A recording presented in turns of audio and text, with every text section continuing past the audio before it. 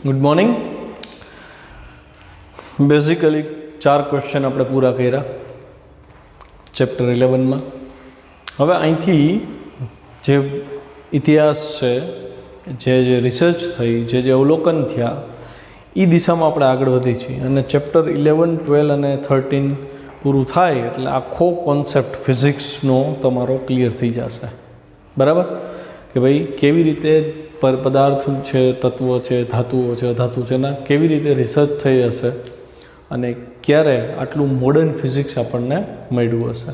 બરાબર, જુઓ ક્વેશ્ચન છે 6, ધાતુમાંથી ઇલેક્ટ્રોનનું ઉત્સર્જન મેળવવાની રીત લખીને સમજાવો।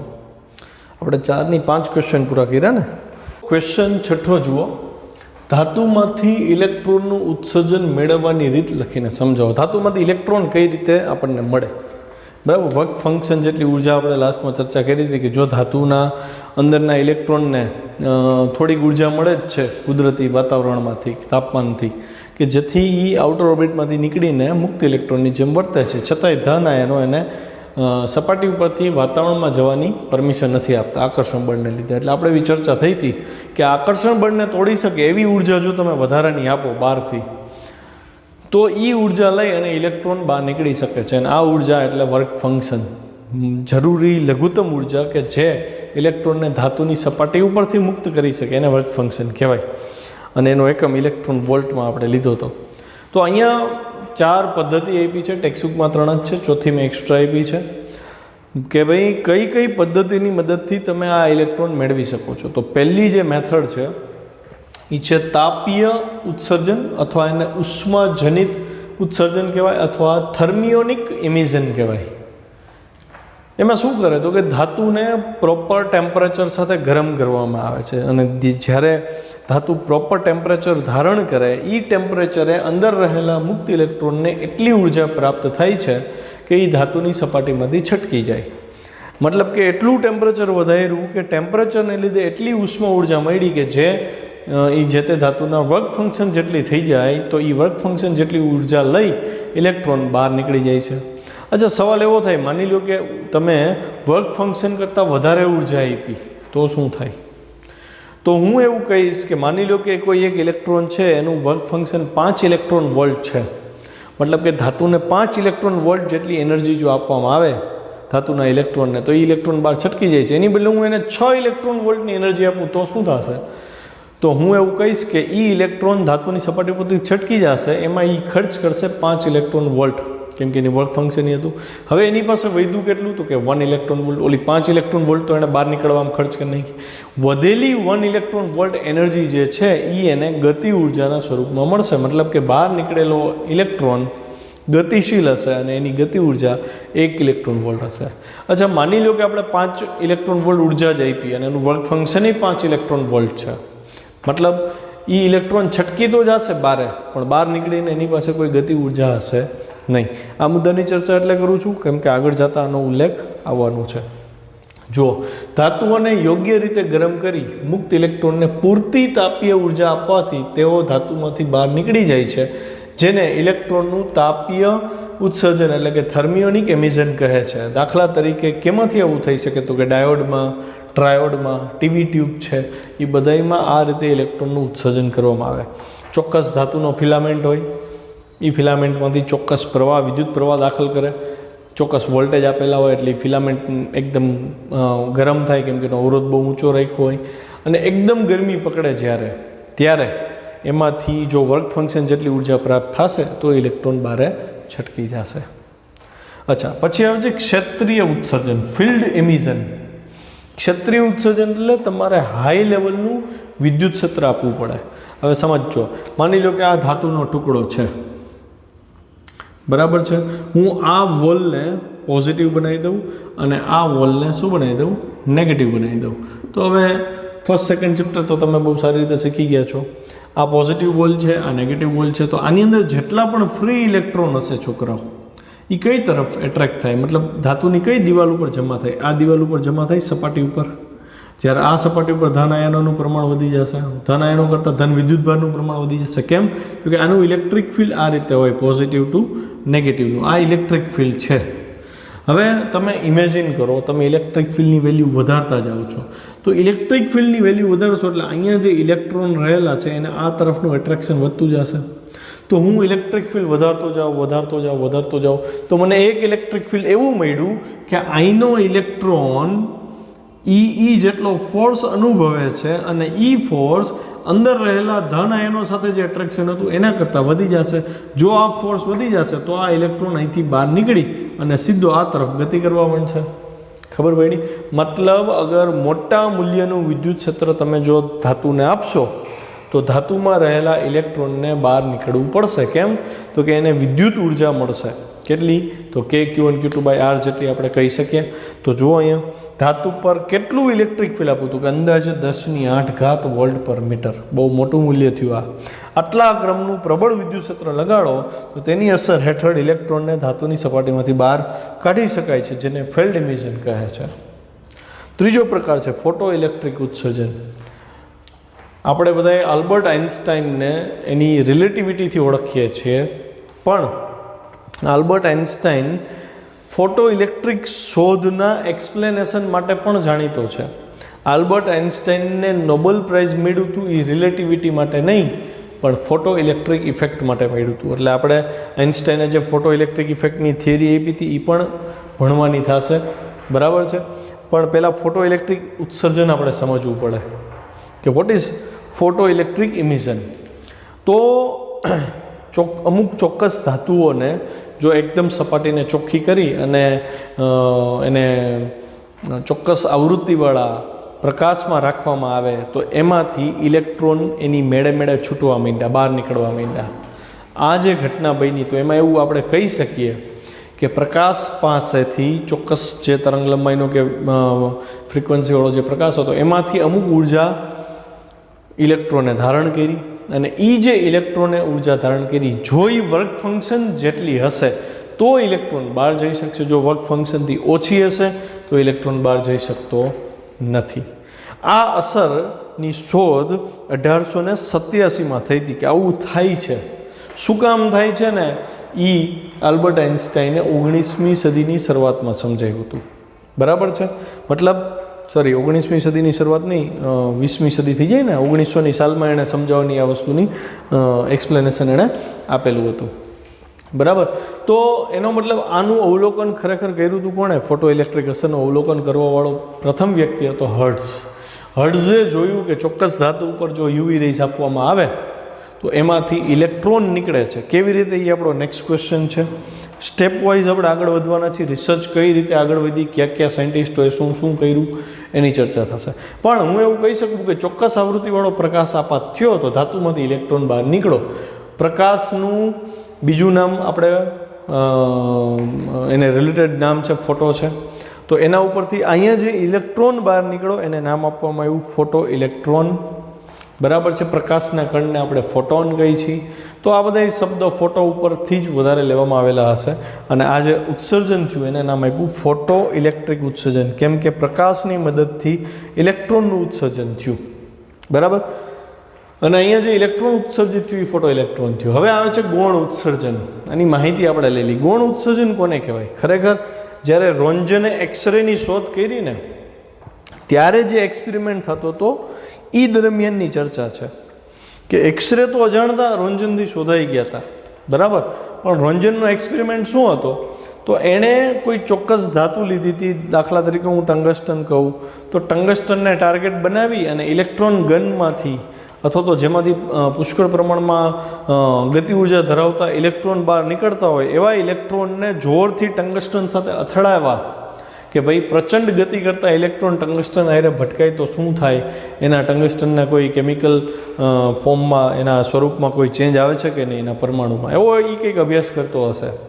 બરાબર છે? તો હું એવું અહીંયા કહીશ કે માની લો કે ચોક્કસ ગતિ ઉર્જા, પ્રચંડ ગતિ ઉર્જાવાળો ઇલેક્ટ્રોન કોઈ એક ધાતુની સાથે અથડાય અને જો એ ધાતુની અંદર દાખલ થઈ જાય અને ધાતુના કોઈ એક પરમાણુમાં કોઈ એક ઇલેક્ટ્રોનને થોડીક ઉર્જા આપી દે. બરાબર છે? પ્રચંડ ગતિ ઉર્જા ધરાવતો ઇલેક્ટ્રોન ધાતુની અંદર દાખલ થઈ ધાતુના કોઈ ઇલેક્ટ્રોનને થોડીક ઉર્જા આપે અને જો એ ઉર્જા વર્ક ફંક્શન જેટલી હોય તો એ ઇલેક્ટ્રોન બહાર નીકળી જશે.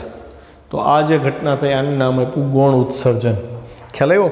અને એક્સરે જે મળ્યા એ આ જ પદ્ધતિમાં મળ્યા હતા. એક્સરે ઇલેક્ટ્રોન નથી, યાદ રાખજો. એક્સરે વિદ્યુત ચુંબકીય તરંગો છે, એ આખી અલગ ઘટના છે, એની ચર્ચા હું એ નથી કરતો. પણ અહીંયા એટલી ખબર પડી કે પ્રચંડ ગતિ ઉર્જા ધરાવતો ઇલેક્ટ્રોન કોઈ ધાતુ સાથે અથડાય ત્યારે ધાતુમાં રહેલા ઇલેક્ટ્રોનને પોતાની થોડીક ઉર્જા આપે, અને જો એ ઉર્જા વર્ક ફંક્શન જેટલી હશે તો એ ઇલેક્ટ્રોન ધાતુની બહાર નીકળી જશે, એટલે કે એ ફ્રી થઈ ગયો. જો જ્યારે ઝડપી ઇલેક્ટ્રોન ધાતુની સપાટી સાથે અથડાય ત્યારે તે ધાતુમાંના ઇલેક્ટ્રોનને તેમની થોડી ઉર્જા આપે છે. તેથી જો ઇલેક્ટ્રોનની ઉર્જા ધાતુના વર્ક ફંક્શન કરતાં વધી જાય તો ઇલેક્ટ્રોન ધાતુની સપાટી પરથી બહાર નીકળી જાય, અથવા એના જેટલી થાય તો એ લખી શકાય. આ રીતે ઉત્સર્જાતા ઇલેક્ટ્રોનને ગૌણ ઇલેક્ટ્રોન કહે છે, અને આ ઉત્સર્જનને ગૌણ ઉત્સર્જન કહે છે. ક્લિયર છે? હવે નેક્સ્ટ ક્વેશ્ચન, હર્ટ્ઝનું અવલોકન. હર્ટ્ઝે શું જોયું? આ યુવી રેઝવાળો જે પ્રયોગ હતો ને, કે ફોટો ઇલેક્ટ્રિક અસરનું સૌ પહેલું અવલોકન કોણે કર્યું? હર્ટ્ઝે કર્યું. પહેલાં એની પ્રાયોગિક ગોઠવણની તમને અંદાજે સમજાય દો, પછી થિયરી સમજાય. હર્ટ્ઝનો એક્સપેરિમેન્ટ શું હતો? તો હર્ટ્ઝનો એક્સપેરિમેન્ટ એ હતો, મેક્સવેલે જે 4 સમીકરણો આપ્યા, તમે ભણ્યા છો, તો મેક્સવેલના જે 4 સમીકરણો હતા, મેક્સવેલે જે ફાઇનલાઇઝ કર્યું, બરાબર, કે ભાઈ જે વિદ્યુત ચુંબકીય તરંગો છે એની ઝડપ છે 3 × 10⁸ મીટર પ્રતિ સેકન્ડ એણે ગોઈતી. ઓકે, પછી એણે કીધું કે તો આના ઉપરથી એવું કહી શકાય કે પ્રકાશ પણ વિદ્યુત ચુંબકીય તરંગો છે. આ જે ચર્ચા કરી હતી મેક્સવેલે પોતાની રિસર્ચમાં, એને પ્રાયોગિક અનુમોદન આપવા માટે હર્ટ્ઝ એક્સપેરિમેન્ટ કરતો હતો. અને આની ચર્ચા આપણે આગલા લેક્ચરમાં થઈ છે કે હર્ટ્ઝનો એક્સપેરિમેન્ટ શું હતો. તો એણે 2 કેપેસિટર 2 ઇન્ડક્ટર લઈ અને સ્પાર્ક પ્રોડ્યુસ કર્યો હતો. એક ડિસ્ચાર્જ ટ્યુબ લીધી હતી, બરાબર. તો જે સ્પાર્ક પ્રોડ્યુસ કર્યો એ સ્પાર્ક આપણને ખબર છે કે ઇલેક્ટ્રોન એક રોડ ઉપરથી બીજા રોડ ઉપર જમ્પ કરતા હતા, બરાબર. એની રચના કેવી હતી?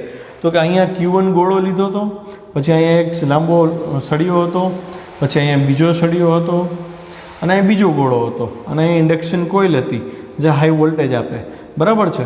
હવે આને પ્લસ ચાર્જ રાખ્યો તો, માઇનસ ચાર્જ રાખ્યો તો ઇલેક્ટ્રોન અહીંથી અહીંયા તરફ ગતિ કરે, એની ઉપર ચુંબકીય બળ લાગે, એટલે ઇલેક્ટ્રોન અહીં ગતિ કરે એટલે આ ઓછો ધન થતો જાય, આ ઓછો ઋણ થતો જાય, થોડાક સમયમાં ન્યુટ્રલ થઈ જશે, પછી આ ઋણ થવા માંડશે, આ ધન થવા માંડશે. તો આ હર્ટ્ઝનો એક્સપેરિમેન્ટ હતો. એણે જોયું કે ઇલેક્ટ્રોન અહીંથી અહીંયા જમ્પ કરે છે, એ જમ્પ દરમિયાન સ્પાર્ક પ્રોડ્યુસ થાય છે, અને એ સ્પાર્ક એટલે વિદ્યુત ચુંબકીય તરંગો. સ્પાર્ક એટલે તીખારો, તણખો. તો એ દ્રશ્ય પ્રકાશ સ્વરૂપે માધ્યમમાં તરંગ આગળ વધે છે. સમજ પડી? તો હર્ટ્ઝનો એક્સપેરિમેન્ટ એકચ્યુઅલી હતો આ. હવે હર્ટ્ઝ જ્યારે આ એક્સપેરિમેન્ટ કરતો હતો ને, એ દરમિયાન એણે શું કર્યું? એણે જે મેટલની પ્લેટ લીધી હતી, જે કેથોડ હતા, એની ઉપર એણે યુવી રેઝ આપાત કર્યા, અલ્ટ્રાવાયોલેટ કિરણો આપાત કર્યા. તો અચરજ સાથે એવું જોવા મળ્યું કે જે સ્પાર્ક થતો હતો એની તીવ્રતા વધી ગઈ, મતલબ તણખો વધારે પ્રકાશિત થઈ ગયો. વળી પાછું એણે યુવી એબ્સન્ટ રાખીને જોયું તો તણખો નોર્મલ થયો. તો અહીંયા એક વસ્તુ એણે ઓબ્ઝર્વ કરી પ્રાયોગિક રીતે, કે જ્યારે યુવી રેઝ કેથોડ પ્લેટ ઉપર આપાત થતા હતા ત્યારે તણખાની તીવ્રતા વધી જતી હતી, વધારે પ્રકાશિત થતો હતો. એટલે એક જજમેન્ટ એવું થયું ને, એનો મતલબ યુવી રેઝની હાજરીમાં વધારે ઇલેક્ટ્રોન એક રોડથી બીજા રોડ ઉપર જમ્પ કરતા હશે. તો અહીંયા જજમેન્ટ એમ મળ્યું કે એનો મતલબ એવો થયો ને કે કેથોડ ઉપર યુવી રેઝ આપાત થયા તો ઉત્સર્જિત થતા ઇલેક્ટ્રોનની સંખ્યા વધી ગઈ. તો અહીંયા જજમેન્ટ એ મળ્યું કે એનો મતલબ જો એ ધાતુ ઉપર યુવી રેઝ આવ્યા તો ઇલેક્ટ્રોનનું ઉત્સર્જન થયું. આ થઈ ફોટો ઇલેક્ટ્રિક અસર, બરાબર. કે ભાઈ ચોક્કસ આવૃત્તિવાળો પ્રકાશ ધાતુની સ્વચ્છ કરેલી સપાટી પર આપાત કરવામાં આવે તો એમાંથી ઇલેક્ટ્રોનનું ઉત્સર્જન થાય છે. જો થિયરી લખવી કેમ? ઈસવીસન 1887માં ફોટો ઇલેક્ટ્રિક અસરનું અવલોકન સૌપ્રથમ હર્ટ્ઝે કર્યું.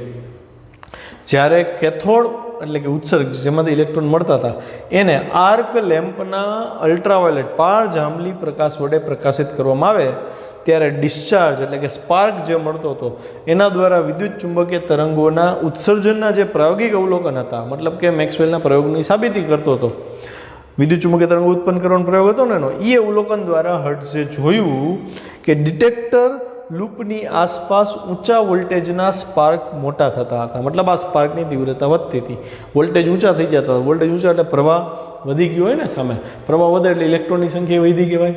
આનું કારણ એ છે કે જ્યારે ધાતુની સપાટી પર કેટલાક ઇલેક્ટ્રોન આપાત વિકિરણો એટલે કે યુવી રેઝમાંથી પદાર્થની સપાટીમાં રહેલા ધન આયનોના આકર્ષણ બળને ઓળંગી શકે એટલી ઉર્જા ધારણ કરતા હતા. બહુ લાંબુ લખીને દીધું છે.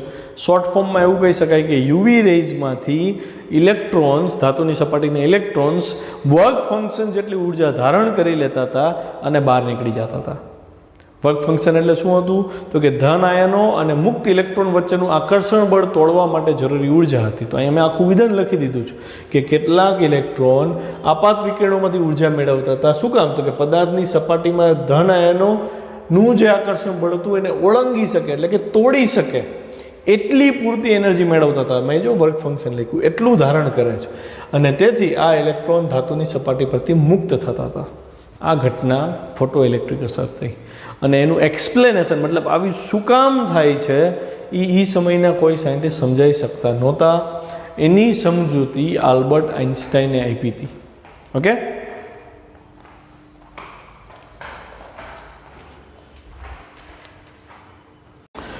ક્વેશ્ચન 8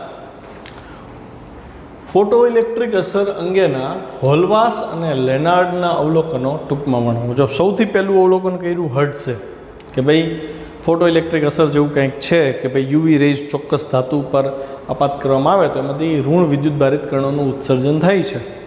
ત્યારબાદ હોલવાસે એક્સપેરિમેન્ટ કર્યા, લેનાર્ડ એક્સપેરિમેન્ટ કર્યા. આ જે સાલ હતી 1886 થી 1902ની વચ્ચેનો સમયગાળો હતો અને તમને ખબર છે 1897માં જે થોમ્સને ઇલેક્ટ્રોનની શોધ કરી.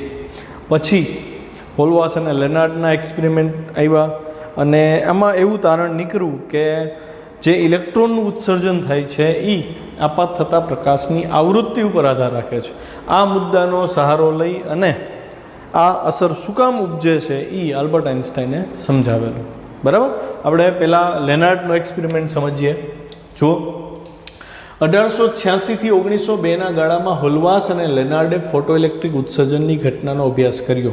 એમાં લેનાર્ડનો જે એક્સપેરિમેન્ટ છે એ સમજીએ. લેનાર્ડના એક્સપેરિમેન્ટની ગોઠવણી જુઓ. બરાબર છે, જે હર્ટ્ઝે જે એક્સપેરિમેન્ટ કર્યો તો કંઈક એના જેવી જ ગોઠવણી એણે કરી.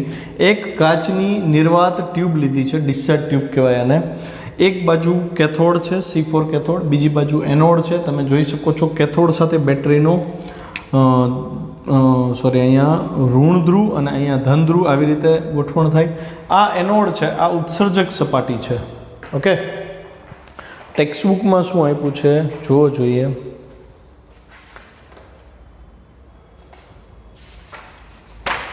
અચ્છા, બરાબર, તો આ કેથોડ છે અને આ શું છે? એનોડ છે. હવે ધ્યાનથી જુઓ, કેથોડ ઉપર એક વિન્ડો બનાવેલી છે જેને ક્વાર્ટ્ઝ વિન્ડો કહેવાય. આ ક્વાર્ટ્ઝ વિન્ડોમાંથી યુવી રેઝને આની ઉપર આપાત કરવામાં આવે. એની ઉપર યુવી રેઝ આપાત થાય એટલે અહીંથી શેનું ઉત્સર્જન થશે? ઇલેક્ટ્રોનનું ઉત્સર્જન થશે. હવે ઇલેક્ટ્રોન જાય ક્યાં? તો આ પોઝિટિવલી ચાર્જડ એનોડ સાથે એટ્રેક્શન પામે એટલે અહીંથી ઇલેક્ટ્રોન ઉત્સર્જન પામી સીધા એનોડ તરફ ગતિ કરશે અને એનોડમાંથી દાખલ થઈ અને અહીંયાથી આવી રીતે વહે એટલે અહીંયા પ્રવાહનું નિર્માણ થયું. આ પ્રવાહ માપીએ આપણે તો અહીંયા કેટલા ઉત્સર્જન થયા ઇલેક્ટ્રોનનું એ આપણે શોધી શકીએ. ખ્યાલ આવ્યો? આ એની ગોઠવણી થઈ. હવે જુઓ, શૂન્યાવકાશિત કાચની નળીમાં આકૃતિમાં દર્શાવ્યા પ્રમાણે નળીના સામસામેના છેડે અંદર બે ધાતુની પટ્ટી ઇલેક્ટ્રોડ્સ રાખેલા છે. તેમાંના એક ઇલેક્ટ્રોડને કેથોડ કીધો એટલે કે ઉત્સર્જક છે, એમાંથી ઇલેક્ટ્રોનનું ઉત્સર્જન થશે. અને જે ફોટો સંવેદી સપાટી છે, ફોટો સંવેદી સપાટી એટલે પ્રકાશ સાથે સંવેદનશીલ હોય એવી સપાટી. અને બીજા ઇલેક્ટ્રોડને કલેક્ટર નામ આપ્યું, કલેક્ટર એ એટલે કે એનોડ છે. ઓકે, સી અને એ વચ્ચે વિદ્યુત સ્થિતિમાનનો તફાવત લાગુ પાડવામાં આવેલો છે અને એ તફાવતને લીધે જ ઇલેક્ટ્રોન ઉત્સર્જિત થઈને આની તરફ એટ્રેક્ટ થશે. આ નળીમાં ક્વાર્ટ્ઝની બારી હોય છે, આ બારીની વાત છે, ક્વાર્ટ્ઝ વિન્ડો હોય છે જેમાંથી પારજાંબલી કિરણો કેથોડ પર આપાત થાય છે. હવે હર્ટ્ઝે તો કહી દીધું હતું કે ચોક્કસ આવૃત્તિવાળા યુવી રેઝ આપાત કરો તો ઇલેક્ટ્રોનનું ઉત્સર્જન થાય છે, મતલબ કે ઋણ વિદ્યુત ભારિત કણનું ઉત્સર્જન થાય છે. ત્યારે ઇલેક્ટ્રોનની શોધ નહોતી થઈ, 1887ની વાત છે. બરાબર, તો અહીંયા ઋણ વિદ્યુત ભારિત ઇલેક્ટ્રોન ઉત્સર્જિત થયા. જુઓ, કેથોડ સી પર પારજાંબલી કિરણો આપાત કરતા તેની સપાટી પરથી ફોટો ઇલેક્ટ્રોનનું ઉત્સર્જન થયું. ફોટો ઇલેક્ટ્રોન નામ પછીથી આપવામાં આવ્યું હતું. એનોડ એને કેથોડ સી સાપેક્ષે ધન વિભવે રાખ્યો. જો એનોડ એને ધન વિભવે રાખ્યો સી સાપેક્ષે, બરાબર છે. તેથી ઉત્સર્જિત ઇલેક્ટ્રોન્સને તે પોતાની તરફ આકર્ષે છે. એટલે અહીંયા જે ઇલેક્ટ્રોન ઉત્સર્જિત થયા એ અહીંથી આ તરફ શું કામ જાય તો કે આ ધન વિભવે છે આની સાપેક્ષ, એટલે આ ધન છે. અને પરિપથમાં વિદ્યુત પ્રવાહ વહે, મતલબ આ ઇલેક્ટ્રોન આની સપાટીમાં દાખલ થશે, એ ઇલેક્ટ્રોનનું વહન આપણને કમ્પ્લીટ મળશે. વળી ઇલેક્ટ્રોન અહીં આવશે, વળી યુવી રેઝ એને પાછા મુક્ત કરશે અને પ્રવાહ આપણને સતત મળે રાખશે. તો લેનાર્ડે આ એક્સપેરિમેન્ટમાં ચોક્કસ ફ્રીક્વન્સીવાળા યુવી રેઝ લીધા હતા. આગળ જતાં હોલવાસ એવું સાબિત કરે છે કે જો અમુક આવૃત્તિ કરતાં ઓછી આવૃત્તિ લેશો ને તો અહીંથી પ્રવાહ વહેતો બંધ થઈ જાય છે. હોલવાસના એક્સપેરિમેન્ટમાં આવું ઓબ્ઝર્વ થયું. મતલબ કે અમુક લઘુત્તમ આવૃત્તિ સુધી જ ઇલેક્ટ્રોનનું ઉત્સર્જન થશે. એ લઘુત્તમ આવૃત્તિ પછી અગર આવૃત્તિ જો ઘટાડવામાં આવશે તો ઇલેક્ટ્રોનનું ઉત્સર્જન થતું બંધ થઈ જાય છે. મતલબ કોઈ પણ આવૃત્તિથી ઉત્સર્જન થાય એવું નથી.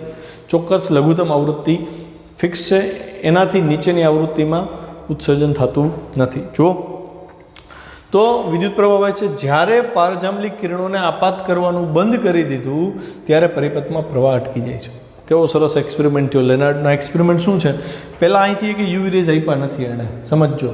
ઓકે, યુવી રેઝ નથી એટલે અહીંથી ઇલેક્ટ્રોનનું ઉત્સર્જન નથી થયું. ખાલી એની એરેન્જમેન્ટ શું હતી તો કે વિન્ડોઝ બંધ છે, અહીંયા કેથોડ છે, અહીંયા એનોડ છે, બેટરી જોડી દીધી છે, આ રિયોસ્ટેટ છે. એ તો તમને હવે ખબર પડે ને, આ રિયોસ્ટેટ સાથે જોડવું જેનાથી શું ફાયદો થાય તો કે રિયોસ્ટેટથી તમે આ બે વચ્ચેના વોલ્ટેજમાં ચેન્જીસ કરી શકો. તો આવું એણે જોડી દીધું ત્યારે કોઈ પ્રવાહ નોંધાતો નહોતો. અહીંયા એમીટર જોડી દે તો પ્રવાહ નોંધી શકાય. એમીટર જોડેલું છે ધારો કે અહીંયા માની લ્યો, અને હવે જેવા યુવી રેઝ આપાત થયા એટલે આમાંથી ઇલેક્ટ્રોનનું ઉત્સર્જન થશે, યુવી રેઝમાંથી એને એનર્જી મળશે, એ ઇલેક્ટ્રોન બહાર નીકળશે અને આ ધન વિભવે હોવાથી આ ઇલેક્ટ્રોન આ તરફ ગતિ કરશે. જેવા આમાં દાખલ થશે એટલે આની સોયનું આવર્તન આપણને દેખાશે, મતલબ પ્રવાહનું નિર્માણ થયું. એટલે કે યુવી રેઝ આપાત થયા ત્યારે આમાં સોયનું આવર્તન થયું, પ્રવાહ મળ્યું. જો યુવી રેઝને આપાત કરતાં બંધ કર્યા તો જોવા એવું મળ્યું કે અહીંની સોય પણ સ્થિર થઈ ગઈ 0 ઉપર, મતલબ કે નો કરંટ ઇઝ ધેર, મતલબ અહીંથી કોઈ ઇલેક્ટ્રોન ઉત્સર્જિત થતા નથી. જ્યારે પારજાંબલિક કિરણોને આપાત કરવાનું બંધ કરવામાં આવે ત્યારે પરિપથમાં પ્રવાહ અટકી જાય છે. અચ્છા, પછી લેનાર્ડે શું કર્યું ખબર છે? એણે અહીંયા જે યુવી રેઝ છે એને અલગ અલગ આવૃત્તિ આપી, F1, F2, F3, અને અલગ અલગ આવૃત્તિ આપીને ચેક કર્યું કે પ્રવાહ કેટલા એમ્પિયર મળે, મતલબ શું ફેરફાર આવ્યો. પછી એણે તીવ્રતામાં ફેરફાર કર્યા, અલગ અલગ ઇન્ટેન્સિટી લીધી. ઇન્ટેન્સિટી એટલે શું તો કે ઝાંખો પ્રકાશ થોડોક વધારે પ્રકાશિત હોય તો તેજસ્વી પ્રકાશ છે, એમ તેજસ્વીતા વધારતા ગયા, તીવ્રતા વધારતા ગયા, બ્રાઇટનેસ વધારતા ગયા, અને એ બ્રાઇટનેસ વધતા વધતા પ્રવાહ ઉપર શું અસર આવે છે એનો અભ્યાસ કર્યો. ત્યારબાદ એણે શું કર્યું તો કે રિયોસ્ટેટની મદદથી આ બે છેડા વચ્ચેના વોલ્ટેજમાં ચેન્જીસ કર્યા કે ભાઈ આ બે વચ્ચે વિદ્યુત સ્થિતિમાનનો તફાવત જો બદલવામાં આવે તો પ્રવાહ ઉપર શું અસર થાય એની ચર્ચા કરી. બરાબર. જો આપાત પ્રકાશની આવૃત્તિ અને તીવ્રતાના ફેરફાર સાથે પ્રવાહમાં, ફોટો ઇલેક્ટ્રિક પ્રવાહમાં શું ફરક પડે છે એનો અભ્યાસ કર્યો. આ ઉપરાંત કેથોડ અને એનોડ એ બે વચ્ચેના સ્થિતિમાનમાં ફેરફાર જો કરવામાં આવે તો ફોટો ઇલેક્ટ્રિક પ્રવાહ કઈ રીતે બદલાય છે, આ બધા અભ્યાસ લેનાર્ડે કર્યા, જેની ચર્ચા આપણે આગળ આવશે. પછી હોલવાસનો પ્રયોગ જોઈ. હોલવાસે શું કર્યું ખબર છે? ઇલેક્ટ્રોસ્કોપનો ઉપયોગ કર્યો. આપણને ખબર છે ઇલેક્ટ્રોસ્કોપ શું છે, ફર્સ્ટ ચેપ્ટરમાં તમે જોયું હતું. કાચની એક નાનકડી પેટી હોય, અંદર એક ધાતુનો સળિયો દાખલ કર્યો હોય, ધાતુના નીચેના ભાગે બે એલ્યુમિનિયમ ફોઇલ કે ગોલ્ડન ફોઇલ કે ટૂંકમાં એકદમ હલકા વજનવાળી બે ધાતુની પતરી મુક્ત રીતે ફરી શકે એવી રીતે એને રાખી હોય. હવે જેવી તમે ધનવિદ્યુત ભારિત કોઈ વસ્તુ એને ઉપર સળિયાને અડાડશો એટલે ધનવિદ્યુત ભારિત વસ્તુ સળિયાને અડશે એટલે સળિયાના ઇલેક્ટ્રોન એની તરફ એટ્રેક્ટ થશે, એટલે ઇલેક્ટ્રોન બધા એ પદાર્થમાં વયા જશે જે ધનવિદ્યુત ભારિત હતો, એટલે એ ન્યુટ્રલાઇઝ થઈ ગયો. અને હવે સળિયો કેવો થઈ જશે તો કે સળિયો પોતે ધન થઈ જશે, કેમ કે એણે ઇલેક્ટ્રોન ગુમાવ્યા. એ સળિયો ધન થયો એટલે નીચે રહેલી બે ફોઇલ પણ ધન થશે, કેમ કે બે સળિયા સાથે વિદ્યુતીય સંપર્કમાં હતી, તો બે ફોઇલ ધન થાય એટલે બે ફોઇલ દૂર વહી જતી હતી. આવું તમે જાણો છો. તો આ સાધનનો ઉપયોગ એણે અહીંયા કર્યો હોલવાસે. એણે શું કર્યું? ઝિંકની એક પ્લેટ લીધી અને જે ઇલેક્ટ્રોસ્કોપનો સળિયો છે એ સળિયાના ઉપરના ભાગમાં સળિયા સાથે એણે ઝિંકની પ્લેટ જોડી દીધી. પછી એણે શું કર્યું તો કે ઝિંકની પ્લેટ ઉપર એણે યુવી રેઝ આપાત કર્યા. હવે અભ્યાસ સમજજો ધ્યાનથી.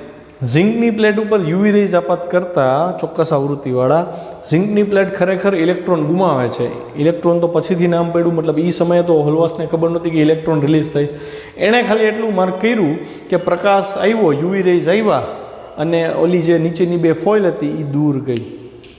મતલબ ઝિંકે કંઈક ગુમાવ્યું. શું ગુમાવ્યું હજી ખબર નથી. ઋણ છે કે ધન છે એ નથી ખબર. આપણે વાત થઈ ને કે અહીંથી ઋણ ઇલેક્ટ્રોન જ કેમ નીકળ્યા, તો એ કેમ જજમેન્ટ આવ્યું ને એની ચર્ચા કરી. તો પ્રકાશ આપાત થયો ઝિંક પ્લેટ ઉપર અને ઝિંક પ્લેટ કંઈક ગુમાવે છે, કંઈક ગુમાવ્યું એટલે ઓલી બે ફોઇલ હતી ને એ થોડીક દૂર ગઈ, મતલબ બેને સમાન ચાર્જ મળ્યો.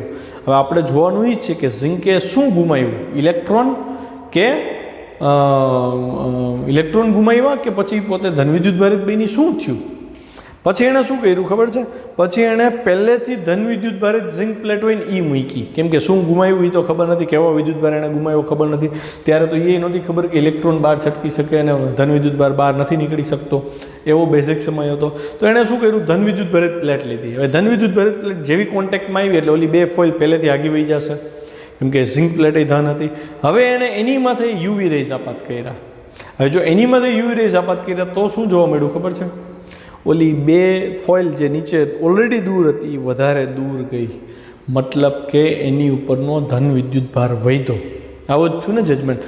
એટલે હોલવાસને તરત સ્ટ્રાઇક થઈ કે ઓકે, જો ધન વિદ્યુતભારિત ઝિંક પ્લેટને સળિયા ઉપર રાખવામાં આવે અને એની ઉપર યુવી રેઝ આપાત કર્યા તો બે ફોઇલ નજીક ક્યારે આવે, તો કે જો ઝિંક પ્લેટ તટસ્થ થઈ જાય તો તટસ્થ ક્યારે થાત, તો કે ધનવિદ્યુતભારિત પ્લેટ ધનવિદ્યુતભાર ગુમાવી દે તો એ તટસ્થ થાત. પણ એવું ન થયું, ઉલટાની બે ફોઇલ વધારે આગી ગઈ, મતલબ વધારે અપાકર્ષણ થયું. વધારે અપાકર્ષણ થયું એટલે કે વધારે ધન થયા. વધારે ધન થયા એનો મતલબ ઝિંક પ્લેટે ઇલેક્ટ્રોન ગુમાવ્યા હોય તો જ એ ધન થાય અને તો જ બે ફોઇલ વધારે દૂર જાય. એણે હજી એક એક્સપેરિમેન્ટ કર્યો. એણે શું કર્યું ખબર છે, ઋણ વિદ્યુતભારિત ઝિંક પ્લેટને મૂકી. ઝિંક પ્લેટ આ વખતે કેવી છે, ઋણ વિદ્યુતભારિત. તો આવા કિસ્સામાં આપણે શું જોશી, તો કે ઋણ વિદ્યુતભારિત હોવાથી ફોઇલ તો પાછી દૂર જ જશે, કેમ કે બે નેગેટિવ થશે. હવે એની ઉપર યુવી રેઝ આપાત કર્યા તો અચરજ સાથે શું જોવા મળ્યું ખબર, ઓલી બે ફોઇલ ધીમેકથી થોડીક વધારે નજીક આવી. શું કામ, તો કે ઋણ વિદ્યુતભારિત ઝિંક પ્લેટને યુવી રેઝ આપાત થયા ત્યારે એમાં રહેલા ઇલેક્ટ્રોનનું ઉત્સર્જન થઈ ગયું. મતલબ કે ઋણ વિદ્યુતભાર ગુમાવ્યો હશે ને તો જ ઝિંકની પ્લેટ છે ન્યુટ્રલાઇઝ થવા માંડી હશે, ન્યુટ્રલ થઈ હશે. અને એ જેમ જેમ ન્યુટ્રલ થતી હશે એમ ઓલી બે ફોઇલ નજીક આવતી હતી. તો આના ઉપરથી જજમેન્ટ નીકળ્યું કે ઝિંક ઉપર ચોક્કસ આવૃત્તિવાળો પ્રકાશ આપાત કરવામાં આવે તો એમાંથી બહાર નીકળતા કણો એ બીજું કાંઈ નહીં પણ ઋણ વિદ્યુતભારિત કણો છે, જેને જે થોમ્સને ઇલેક્ટ્રોન નામ આપ્યું હતું. એટલે ખબર પડી કે હા, ચોક્કસ આવૃત્તિવાળો પ્રકાશ આપાત કરે ને તો બહાર નીકળતા કણો શું છે, ઇલેક્ટ્રોન્સ છે. જો એનો પ્રયોગ જોઈએ, 1888ની વાત છે, હોલવાસના એક્સપેરિમેન્ટની. થોમ્સને ઇલેક્ટ્રોન આપ્યો 1897માં. એટલે ત્યારે તો કોઈને ખબર નહોતી હોલવાસને કે ઝિંકમાંથી નીકળે છે ઇલેક્ટ્રોન છે. 1888માં હોલવાસે ઇલેક્ટ્રોસ્કોપ સાથે ઋણ વિદ્યુતભારિત ઝિંક પ્લેટ જોડી, જે આકૃતિમાં દર્શાવી. જો આ રેડ છે ઇલેક્ટ્રોસ્કોપ છે, આ ધાતુનો સળિયો છે, આ નીચેની બે ફોઇલ છે, એ ધાતુના સળિયા સાથે ઝિંક પ્લેટ જોડી છે અને ઝિંક પ્લેટ ઉપર આ રેડ પ્રકાશ જેમાં આપ્યો યુવી રેઝ છે. જ્યારે ઝિંક પ્લેટ પર યુવી પ્રકાશ આપાત કરવામાં આવ્યો ત્યારે પ્લેટે તેનો વિદ્યુતભાર ગુમાવ્યો. કેવી પ્લેટની વાત છે આ, કોઈ પણ પ્લેટ હોય, ઝિંક ઋણ વિદ્યુતભારિત પ્લેટ હોય કે પછી ધન વિદ્યુતભારિત પ્લેટ હોય, પણ જેવો પ્રકાશ આપાત થાય છે ત્યારે પ્લેટ વિદ્યુતભાર ગુમાવે છે. કેમ, તો કે અહીંયા ફોઇલમાં કંઈક મુવમેન્ટ જોવા મળી દર વખતે. બીજું, શરૂઆતમાં એણે શું કર્યું હતું કે વિદ્યુતભાર રહિત ઝિંક પ્લેટ પર યુવી કિરણો આપાત કર્યા. મતલબ ન્યુટ્રલ ઝિંક પ્લેટ અહીં મૂકી અને યુવી રેઝ આપાત કર્યા. બરાબર. તો જોવા એવું મળ્યું કે ધન વિદ્યુતભારિત બની. કેમ ખબર પડી ધન વિદ્યુતભારિત બની, તો કે યુવી રેઝ આવ્યા, આ બે ફોઇલ દૂર ગઈ એટલે ધન વિદ્યુતભારિત. અને મેં એનું કારણ આપ્યું તમને, ધન વિદ્યુતભારિત તો પછીથી ખબર પડી, અને 2-3 એક્સપેરિમેન્ટ કર્યા પછી તો કે હવે એણે શું કર્યું ખબર, ધન વિદ્યુતભારિત ઝિંક પ્લેટ લીધી અને ધન વિદ્યુતભારિત ઝિંક પ્લેટ પર યુવી પ્રકાશ આપાત કર્યા. તો એના પર નોંધાતો તેના પરનો ધન વિદ્યુતભાર શું થયો, વધ્યો. કેમ ખબર પડી ધન વિદ્યુતભાર વધ્યો, તો કે ફોઇલ વધારે દૂર ગઈ એટલે ખબર પડી કે ધન વિદ્યુતભાર વધે છે. આ અવલોકન પરથી એમણે તારવ્યું કે ઝિંક પ્લેટ પર યુવી પ્રકાશ આપાત કરતા તેમાંથી ઋણ વિદ્યુતભારિત કણો ઉત્સર્જિત થાય છે. આ ઉપરાંત તેમણે એ અવલોકન કર્યું કે ચોક્કસ લઘુત્તમ આવૃત્તિ રાખો ત્યાં સુધી જ ઇલેક્ટ્રોનનું ઉત્સર્જન થતું હતું.